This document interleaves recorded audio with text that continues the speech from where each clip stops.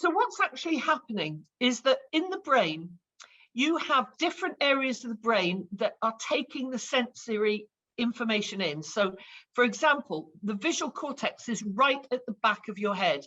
If you put your hand to the back of your neck and feel the back of your neck, you'll feel the two main structures that connect that work on either side of the spine and connecting your head to your body.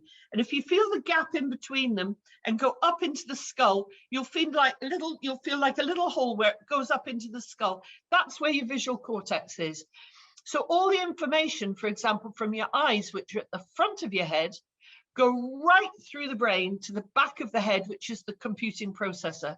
But you'll see there are areas for motor association, for hearing, speech. There's a very specific area called Broca's area, which is, we can do phenomenal experiments with Broca's area and show how by putting a gentle electrical charge on Broca's area, the person is unable to speak. So you can take a really amazing person, have them reading out from a book and they're reading beautifully. If I put a little electrical charge on Broca's area, they cannot speak. It just stops. And when I take the charge off, they speak again.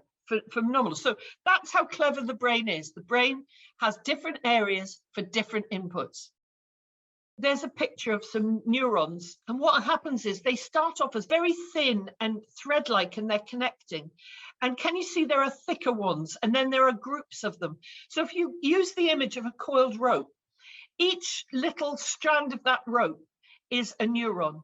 And what happens is the strands then get twisted together, and then they get made bigger, and then those larger strands are twisted together. And what happens is you move from having a very tenuous link, a tiny little neuron that can break, you move to having a very strong rope, which is connecting the thing. And that's our aim with sensory education, to move those little tiny thin neurons to make neuron ropes, as it were, so that the child understands the information as it comes into their brain.